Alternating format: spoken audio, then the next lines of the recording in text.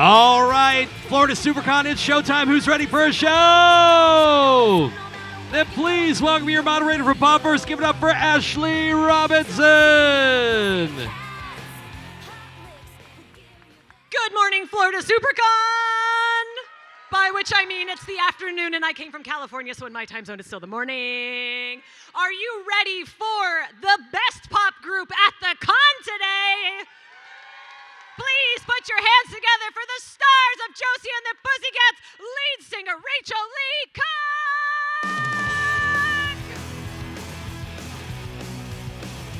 Woo! And keep it going for Rosario Dawson!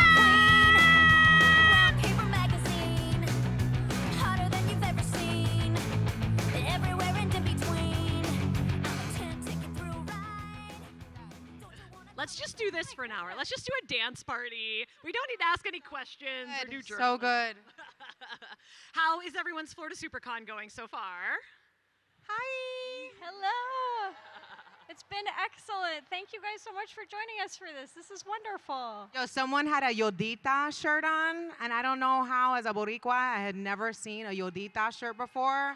But mira que lindo little Yodita. Come on. I sent it to my mom. So good. So we are here celebrating the anniversary of Josie and the Pussycats, and all of my fellow millennials, we can cast our minds back. This was such a moment in time. You predicted all of influencer culture and everything that we're doing here right now. Can you cast your minds back and tell me when you first remembered hearing a spark of Josie and the Pussycats? Was it the comics? Was it the original cartoon? Was it when your manager said, I think you'd be really great for this part? I used to read the Archie comics when I was really young. Anybody else? Mini show of hands? Yes. Archie comics. You guys get it. That was like sort of they were introed, I'm sure, along with that, but that was my sort of first introduction to the Josie universe, and didn't really feel like it was fleshed out very well. They didn't, their personality sort of was their friendship, and I think that's one of the things that the movie does best, is really give them all really full personalities. And that's when I first heard about Josie in general. But yeah, I just got the script through normal channels. What about you? No, same thing. Same with the comics. Definitely the animation. And I'm with you because I think I like the Betty and Veronica comics better, specifically because they were so distinct. Yeah. And that love triangle was so particular. And I really loved those personalities and the clashes and the conflicts that just naturally arose from it. And it definitely was like that original Josie and the Pussycats, where they were kind of like one. And it was really cool to see them distinguished from each other, So what I'm hearing is when we get the inevitable sequel, reboot, sequel boot. I love that she said inevitable. Let's continue to put that in my mind, it's inevitable. At yes. WB, at HBO Max, please, please, please give me Josie and the Pussycats 2. We're going to have a love triangle, a love square, so we can have the three girls and then whoever they're interested in. I would watch that. I would watch absolutely the hell out of that. And then you two get in love and get married at the end. I think we've written it. Aww, I do love her. It's going to be a throuple. Honestly, maybe the hottest throuple ever. With a great soundtrack. Definitely one group in the back right there who would love that. They're opening up their archive of our own fan fiction accounts right now, and by the end of this panel, 6 chapters will be uploaded. Love. Do you also remember anything about the audition process? There are many, many stories online, and I'm just wondering, do you remember anything about the chemistry reads or the first time you saw your sides, maybe scratch sides? Were they terrifying? Were they amazing? I got really lucky that through things that would never have happened today in any universe, because I cannot sing to save my life. I cannot play an instrument. I can't do anything. But I had met Deb and Harry and auditioned for them, I think, a couple times on their movie Can't Hardly Wait.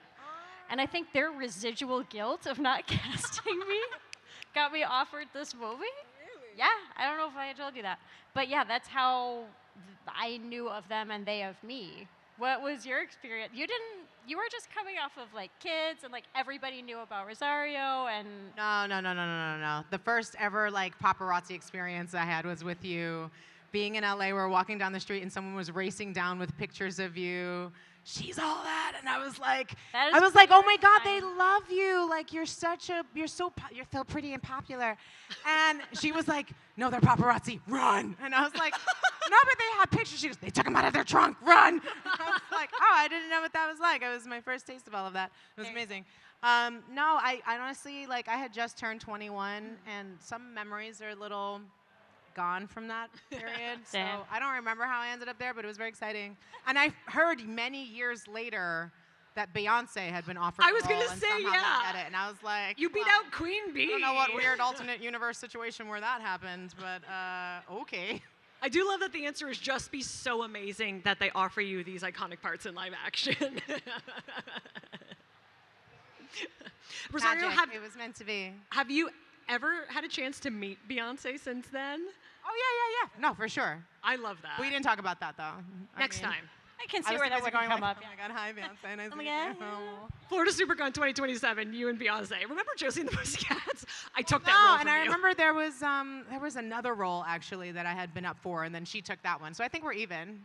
Was it inevitability that after Josie and the Pussycats, you would go on to be in Rent? There's just more singing that was lined up in the future. Oh, insane. I have to say, like, singing and dancing and just like playing around on Josie and on Rent, it's like you show up and you're like, how is this a work? Like, I don't get this. This is so awesome. This is what I did in my living room for free while I was vacuuming the same spot for 2 hours, and just like loving it. So it's cool. It's really fun. There are many stories online about the Rockstar boot camp that you both went through before filming. Could you tell me a little bit about that? Rachel's eyes just went so wide. I love it. Well, the first step, for me at least, before we even went to that Rockstar boot camp, was where they were like, I don't know if you had to do this at all, but they took me to Kenny Babyface Edmonds, produced the entire soundtrack, which is, as we know, incredible. So I got to go to his studio, which is covered in like the platinumest of records, and they are just everywhere. Not for like 1 or 2 rooms. They just keep going.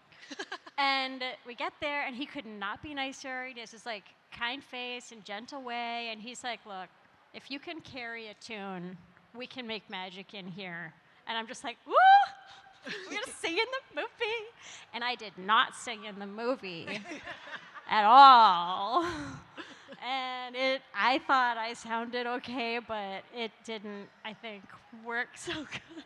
And surprise, could here not today. have been kinder about it. So that was my first step towards learning that I was not going to do that. But then they were like, okay, well, we're going to go send you to this performance sort of camp. And they really wanted, especially I think for my character, to have just like a lot of stage presence and do a lot. But what saved me is like, exactly, like, but cool, like you did it, not how I did it. So they were worried about me, I think, at first. So they brought in these like really over-the-top like theatrical band, and I couldn't do any of what they could do. But then Kay Hanley, who's the amazing voice behind Josie, came in and like just showed me how she would perform the songs at full throttle, and it's looked like something I was vaguely capable of imitating, respectfully, I hope. Supremely capable, I think Yes. we can all agree. Thank you. So that was my approximate journey.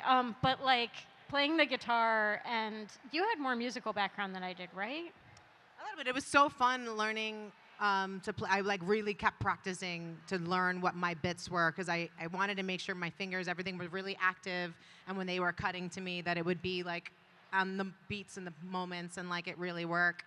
And I even got gifted my bass guitar afterwards. Do you still have it?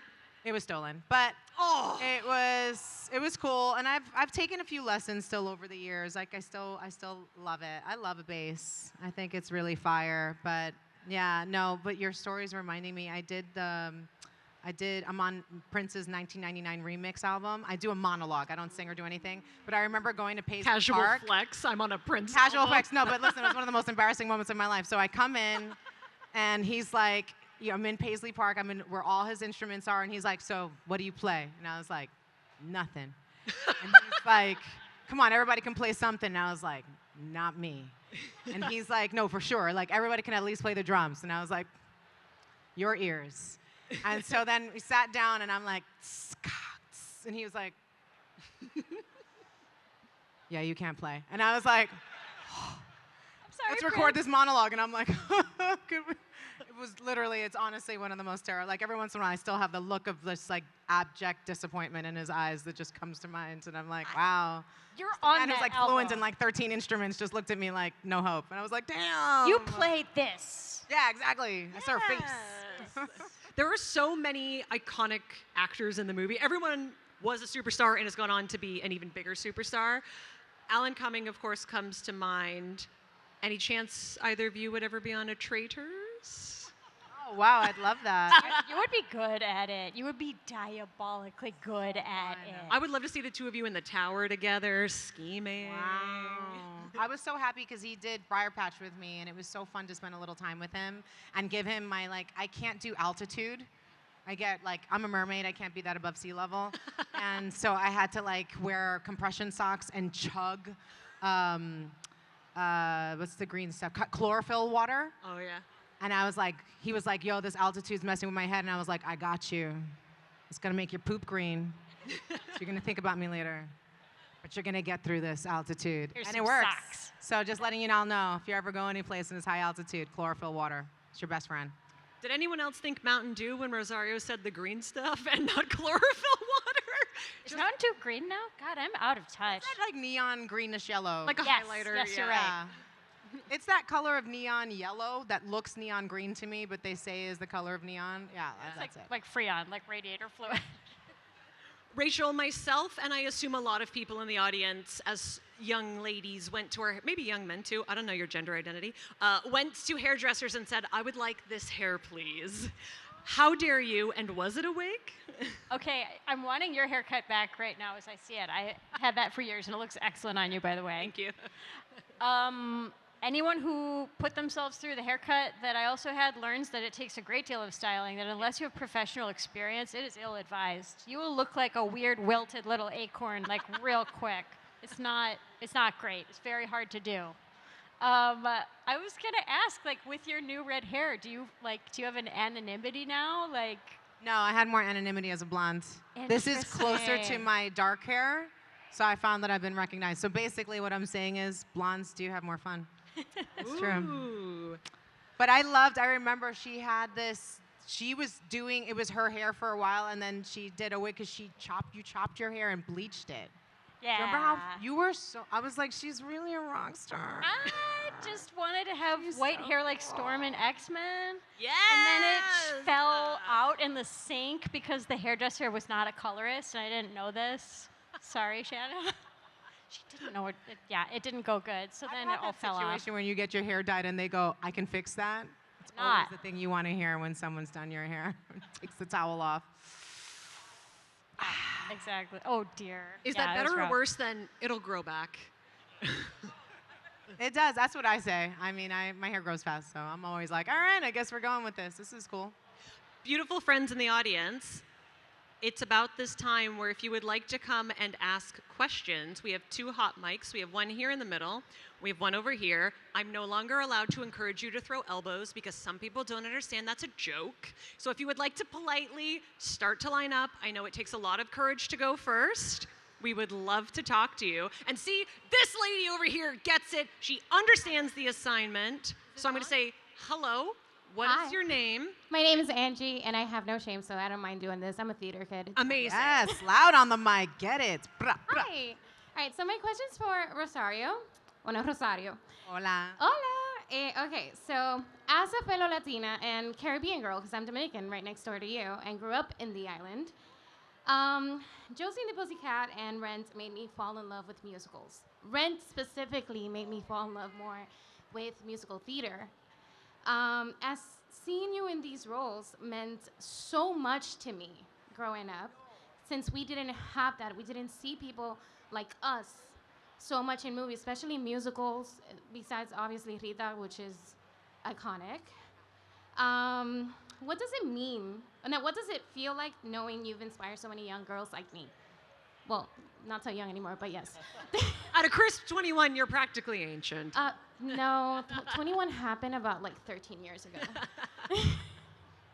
I mean, it's amazing. Like, I remember the first time I realized that Linda was Latina as Wonder Woman, because I got to voice Wonder Woman. People were like, you're the first Latina. I'm like, no, I'm not, actually. Oh. You know, and like, obviously Rita, when I got to introduce her to my grandmother, was one of the most amazing moments. We were at the Hispanic Heritage Awards in DC, and it really was very specific individual people that you could look to in a sea of faces that had that representation for us. So not just the quality of those performances and those individual films, but the quality of their character and their personalities and how they held their own in the crazy space of Hollywood was also so powerful and moving. And like, you know, there's that famous scene with Linda where she's like gets picked up as Wonder Woman on the helicopter, and she did that. Like, we all give Tom Cruise his flowers, which he absolutely deserves, but there's moments like that where you're like, when you find out about that kind of stuff, because I love doing action things, like it takes it to another level. And Rita having like all the awards in all the spaces, like it's just, the excellence is so amazing. And so I just am so grateful to even be a part of sharing that space with them, doing musical theater, sharing those same roles. I think you have that with Daphne as well. I'm obsessed with her and what she did and created in Mimi that I was only able to kind of take the lasso on, and the lasso. I'm so bad at. I knew what you meant. Keep going. I know, but it's really embarrassing, like how bad I am at like catchphrases. Like I'll literally just be like, hit the nail on the hammer. Like it's terrible. Okay, anyway. It's charming and delightful. It's charming, sure. It's my first language. It's cool. But you know, it's really, anytime I meet a Mimi who performed her in high school, who performed her in college, who has that big curly hair, who was told to straighten it all the time, but felt like there was finally a role that she got to just shine in and be her bold and powerful and loud and take up space kind of self. We're like, there's a connection that's immediately there, knowing what that is to embody that Wonder Woman pose that just really makes you feel like you're shining. So there's a girl who I've met a few times at some of these cons. She's an amalgamation of Wonder Woman and Ahsoka, and she calls herself Wonder Soka, and it's the dopest costume I've ever seen, I'm just saying. And to know that I'm part of both of those characters and like we get to connect on that is just so special. So it means the world is the point, you know, and I was very much in that position, and I stay in that position as I look at so many people breaking barriers in so many areas, and it blows my mind. And to see the Latino takeover in Star Wars, can we just say? I know, it's so great. I love that. It's Kind of fire. Okay. Oh, Saying. and just really quickly, Rachel, thanks to movies that I grew up watching, like Chase All That, and everything that was on, like Can't Hardly Wait and 10 Things I Hate About You, is that I have the English that I have today. So thank you. Oh my so gosh. much. That's so kind of you. And I would like to echo your fandom of Rosario. I was just thinking while you were talking, I was listening, but I was just like, who else can do the variety of roles that you do, who's also ready to step forward and be so qualified as a role model? Like, I don't know anyone who can do both of those things so well. Like, we are in awe of you, for real. Thank you so much. Can you hang on? We're gonna fix this problem right now. Okay, no problem. What is your name? Where are you from? And what is your question? Hi, my name is Crystal. I resigned from Homestead, Florida. And this question goes for both Rachel and Rosario. How do you, don't get me wrong, I love this movie so much, but sorry, I'm nervous. You got it. Okay, how did you guys manage to sing each song in this movie without fail? I wanted to know. Song with what? Do you want to break it to her, or should I? I'm so sorry, man. That's not us. Oh, It ain't us, yo. That's They a didn't trust shocker. us. They let us do a little background vocals on one of the songs, remember? They were Yes. like, hey, do you want to do that? And then they played us really faintly in the background, and it was Probably for legal awesome. reasons, so they could say we were on the soundtrack. Yeah. Probably, they would sometimes play the songs really, really loud so we could just really actually sing it. They're just not using any of the actual audio, specifically from me. oh, that Yeah. is crazy. They were like, don't really fully sing it so you don't have singer face. And I was like, no, I'm getting the throbbing, like, vein situation. I want people to believe, and you did. And I love that. Yes. Thank you. I love you Worth both. it. We're sorry. I love you Thank both. you. We I love sang in you. Rent, but they didn't care for us in this one. I love the idea that you were basically, I don't know how to get back up on the stage, doing what all the famous drag queens do now. That was great. Over to this side, what is your name, where are you from, and what is your question? Hi, my name is Paul. I live in New York City, but I grew up here in Miami, and I came out of the closet when Josie and the Pussycats came out in 2001. Thank you. I love Josie and the Pussycats. It's one of my favorite movies ever. I have your poster still in my childhood bedroom. One of the things that I think about the movie is that it's actually a very intelligent movie and a commentary on consumerism, on how stars are made, the music industry. And I'm curious, did you guys know about those themes going into the movie? Was this something that happened during production? I think for me, it was like just watching the beginnings of that. You know, you had the like Michael Jackson, like Pepsi, whatever commercial, and he got set on fire or whatever. And like, but it was that beginning, you know, and I remember within just a couple years, you had Britney Spears at concerts being like, give me a P, an E, a P, like really selling it super hard and obviously going into influential culture, but like, influencer culture. But Debbie and Harry caught it. Like we were really seeing the beginnings of that. And for me, it was particularly striking because growing up in New York, that used to be the thing about like, don't be a sellout. Yes. You know, so like it was a real pivot. Like I felt it, you know, and now it's like Snoop Dogg has his own cereal, right? And you're just like, and no one blinks an eye. Like it's like, yo, get your bag. Like it really flipped. And so I found that really interesting in that the film didn't really connect with people at that time on this idea because it wasn't as ubiquitous as we find it today. And that's, I think, one of the reasons why the film holds up so well is that when you watch it now, you're like, how ahead of the curve were they? And really like foretold this moment that we're in.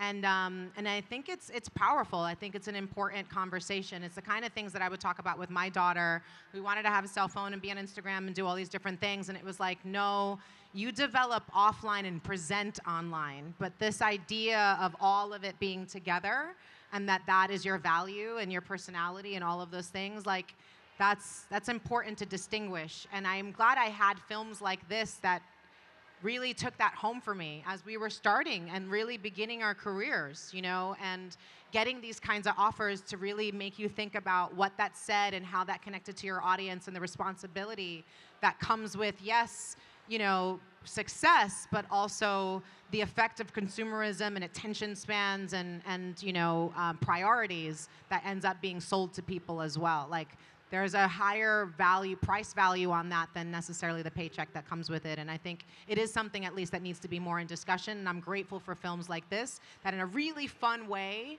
get to have that be argued, you know, among people. Because I think people walk away watching the film thinking one thing, and then it's an obvious discussion to have after watching it because it is so provocative in the film. One more question. Get it. Favorite memory with Tara Reid on set? You can only pick one. Okay,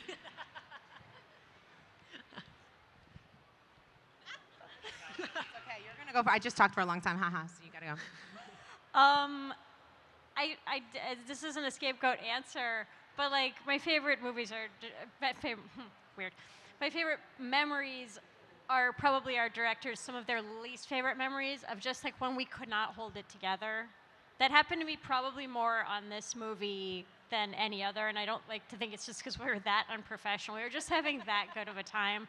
And Tara was like, she was probably the cause of a lot of that. She'd be like,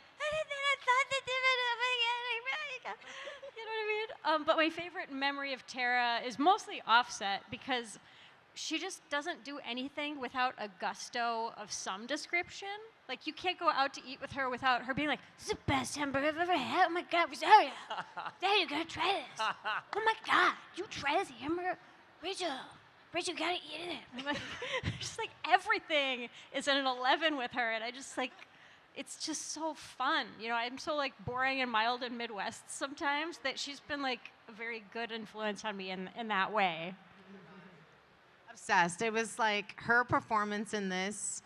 One of my favorite Muppets is obviously Animal, like duh, and the fact that she got to like go all out and like you see her like I just turned back and she's like doing this and I'm like, Yes. It's so good. Yes. She's I have funny. her voice in my head anytime I go anyplace. I'm like, I should always go to the bathroom first. You just got to do that. It's a really important thing to do because you never know.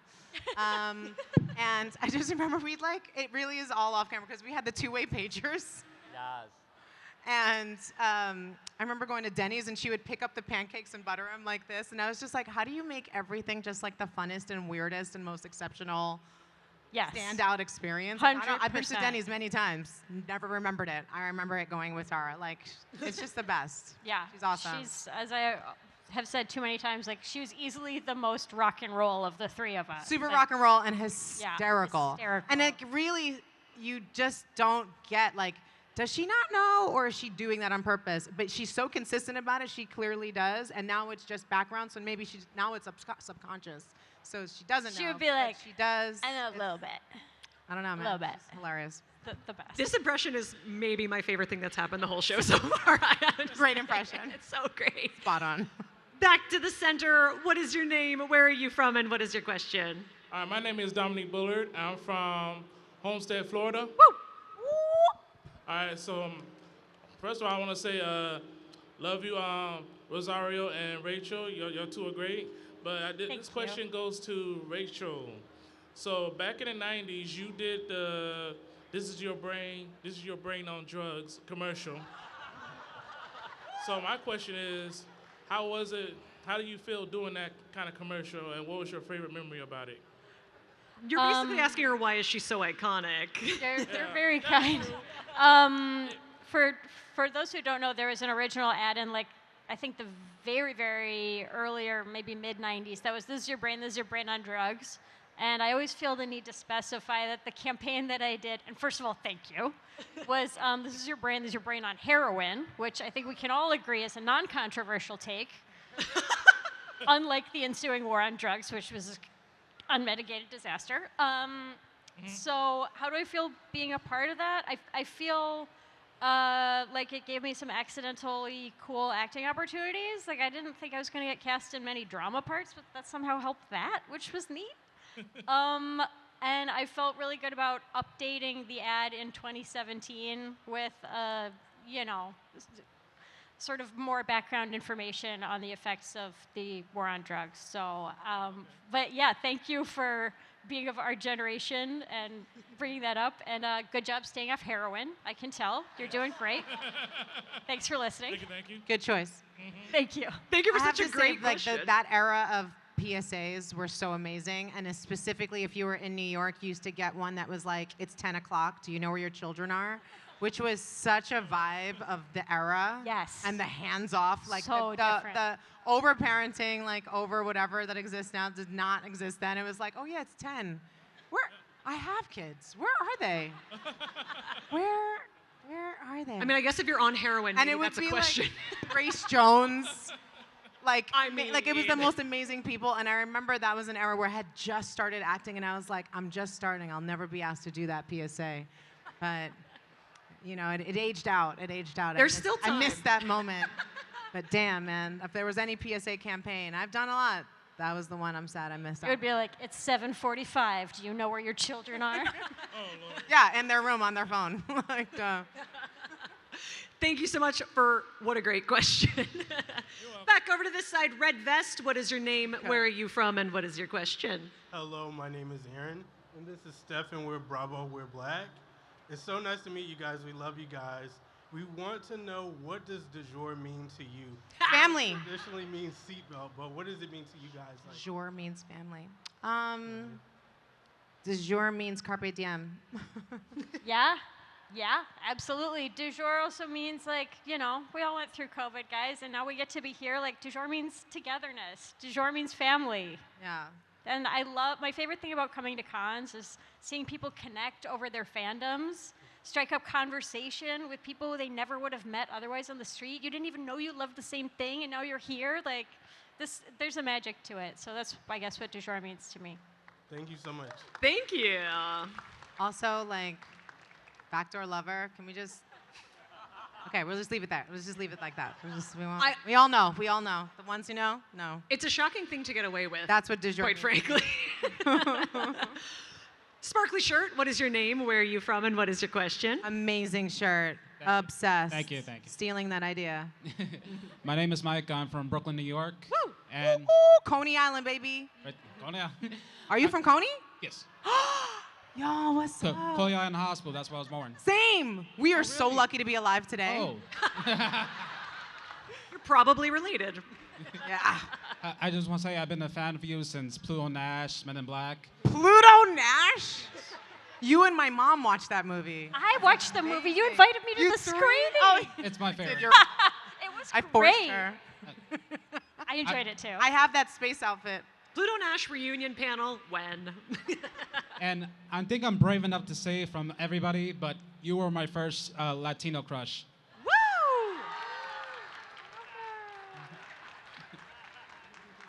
And the question is, since I've seen all your movies, and No, you haven't. There's no way you would not. Yeah, I'd have to apologize if that were true, but that's cool. Go on. It got me thinking. What role did you wish to be on? Oh, I always have wanted to do like a heaving chests, like massive, like cleavage corset drama. Right. Bridgerton, when? But no, I think I was like a courtesan in a past life and burned at the stake or something, because even if I wear a tight belt, like I can't do it. Like I watch Dita Van Teese and I'm like, amazing. How do you do that? There's no way. I can't. If I even try to squish my organ to a different area, it's straight nausea. Like I just can't do it. So that's the that's one the thing dream. you can't I'd have do. to like wear something that gives me like giant hips and like giant, like crazy proportions, so that it can pretend to have a tighter waist. So get to Because work I on also, that. as a Latina, I suffer from noacetol. It's a terrible affliction. No hips at all. It's horrible. I'm made fun of a lot. You can't have everything. And so that's it. I want to do a heaving chest corset drama as a vampire. Oh. That's it. That's all I'm asking for. Also, X-Men maybe. Yeah. Star Trek.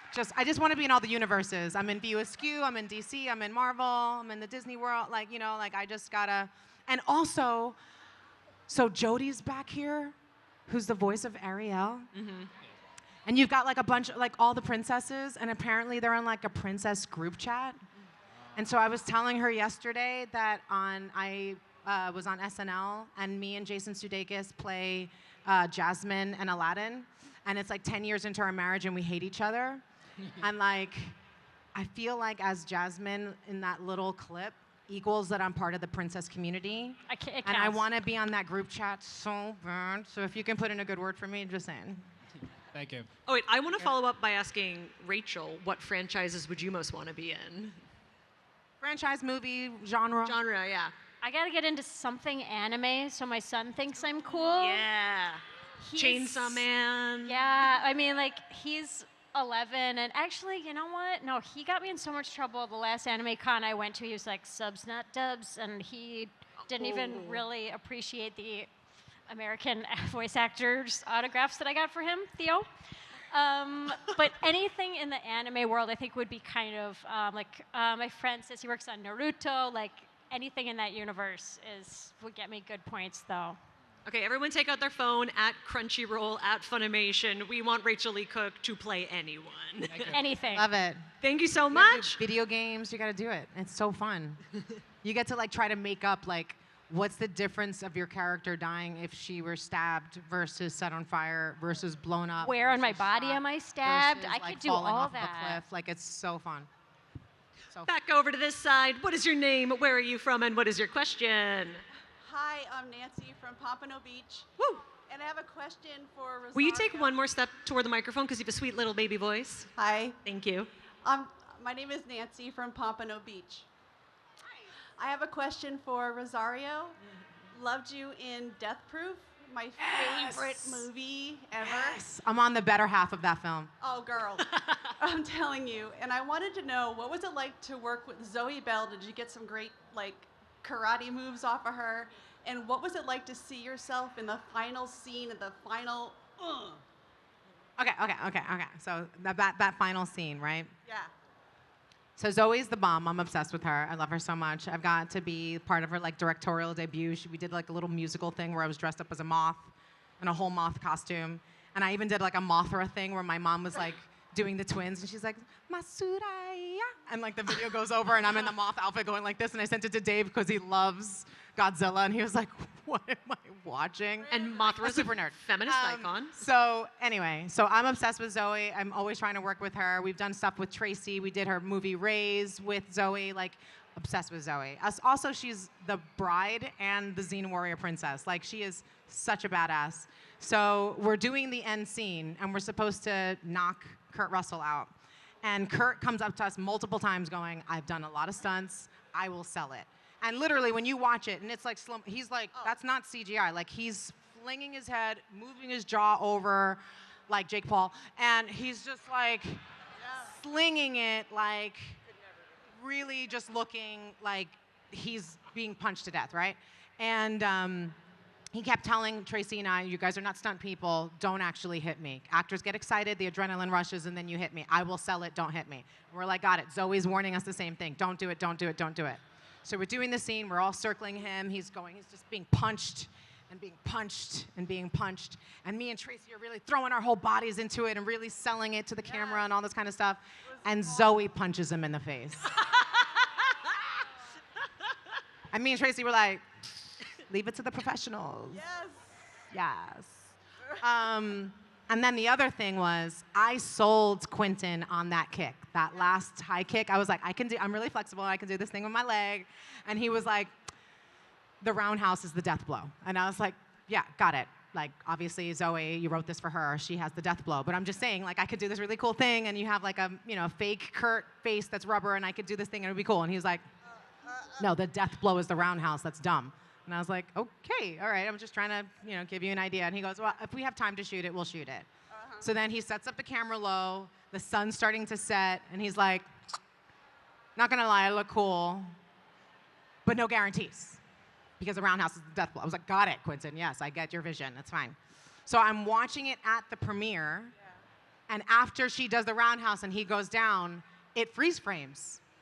And I was like, cut it out. He didn't use it. Anyway, it was cool to do, whatever. Yeah. And then it unfreeze frames, and the kick comes up, and I'm at the premiere, and I jumped up like, oh, I got that. It was so cool. Oh my God. It's one of the dopest things ever. I'm obsessed. It is. I think Quentin said that's his least favorite movie. He doesn't even really claim it. I don't care. It can be your movie. It's awesome. And I'm glad that you liked it. Thanks for asking. Thank you so much for your question. Before we go back to the center, I'm here to tell you, friends, this is going to be our last question. I know it's really sad. I'm sorry to everyone who stood in line. We're long-winded. Okay, I'm long-winded. I hope your 10,000 steps were worth it.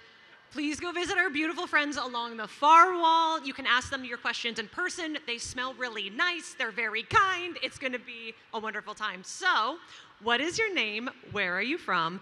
And why is this the last question? Hi, I'm Nelly from Hialeah, and my question is for both of you. What is your favorite 80s song? Great final question. Simple. Oh my God. What is like, What About Love by Heart? Oh, that's good. It's a big one. What about love? I can't sing. We've been over this. That's 80s, right? Yes. I don't know, man. What's yours while we're thinking about it? I have to say, more than likely, that's 80s, I think. I'm pretty sure, because I had the cassette tape. I wore it to death. Has to be.